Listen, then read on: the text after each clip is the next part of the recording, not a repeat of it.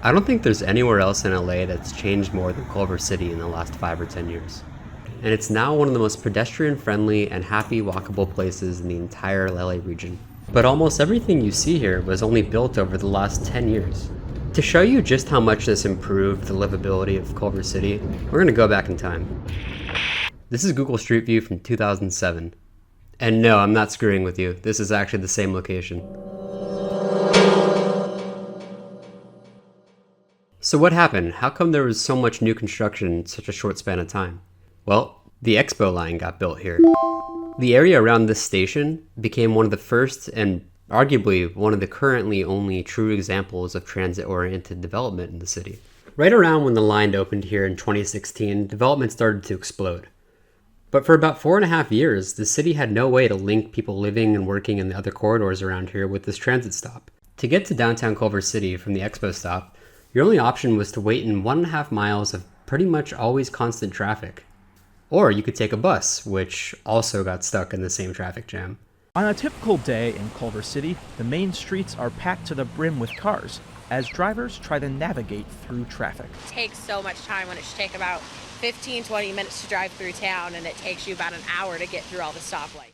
During this time, Culver City's increasingly progressive council realized that they really had no way to decrease traffic here without making their city less popular. And so, realizing that they couldn't do anything to control car traffic, they at least wanted to improve the experience of people riding the bus or biking around the city, and making it possible to actually live on one end and get to the other quicker than you can in a car. So they passed Move Culver City, the most ambitious and quick build project for bike and bus infrastructure I've ever seen.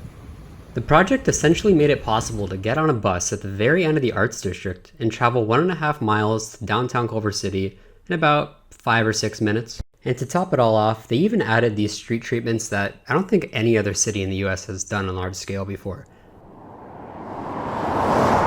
I use it almost every day because I work about half a mile from the Expo line stop in the Arts District.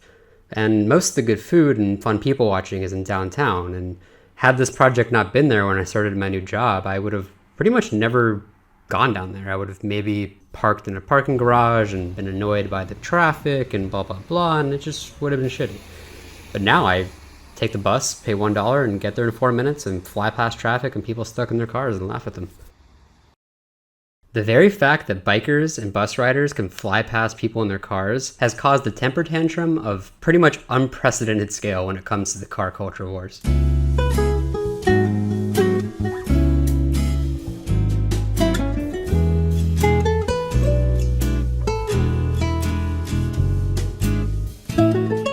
Now, comments like these would be really funny if it wasn't for the fact that they've influenced Culver City's newest council to actually try to remove this project permanently. In April, they're going to vote to completely remove and give back to cars the entire 1.5 mile corridor I showed you.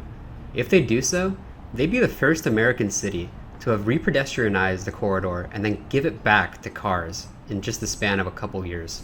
The most frustrating thing about this is that it's based on a lie. The lie that cars flew smoothly here before the project was put in. The only thing that's changed is that people in their cars now have to watch buses and bikers fly past them. But as you can also see here, this is daytime footage of the intersection and it's flowing pretty smoothly for cars.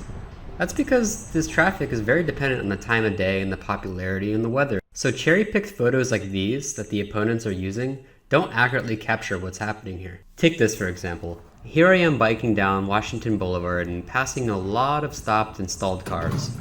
Now, it might seem like the bus lane is preventing more cars from going through this intersection, but in reality, the cars are only backed up here because A, it's rush hour, and B, there's a 4-way intersection just up ahead that would cause traffic even if there was 2 or 3 lanes here, just like the videos I showed you earlier proved happened in 2016.